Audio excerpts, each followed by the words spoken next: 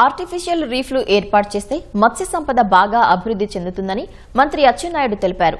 దానివల్ల మత్స్యకారులు సముద్రం లోపలికి వెళ్లకుండా దగ్గరలోనే చేపలు పట్టుకునే అవకాశం ఉంటుందన్నారు. అందుకే కేరళ ప్రభుత్వంతో ఒప్పందం చేసుకుని కృత్రిమ రీఫ్లను ఏర్పాటు చేస్తున్నట్లు వెల్లడించారు. విశాఖ జాలరి ఎండాడలో ఆర్టిఫిషియల్ రీఫ్ను ఆయన ప్రారంభించారు. చేపల వేట చేయాలంటే ఈరోజు బోట్లలో కానీ షిప్పుల్లో కానీ చాలా దూరంగా వెళ్ళవలసినటువంటి అవసరం ఉంది. దానివల్ల శ్రమ ఎక్కువ అవుతుంది, దానివల్ల డీజిల్ ఖర్చు కూడా ఎక్కువ అవుతుంది. ఈ రోజు మనం ఆర్టిఫిషియల్ రీఫ్స్ పెట్టగలిగితే ఇది సక్సెస్ఫుల్. ఇప్పటికే కేరళలో ఇది సక్సెస్ఫుల్ గా జరిగింది, తమిళనాడులో సక్సెస్ఫుల్ గా.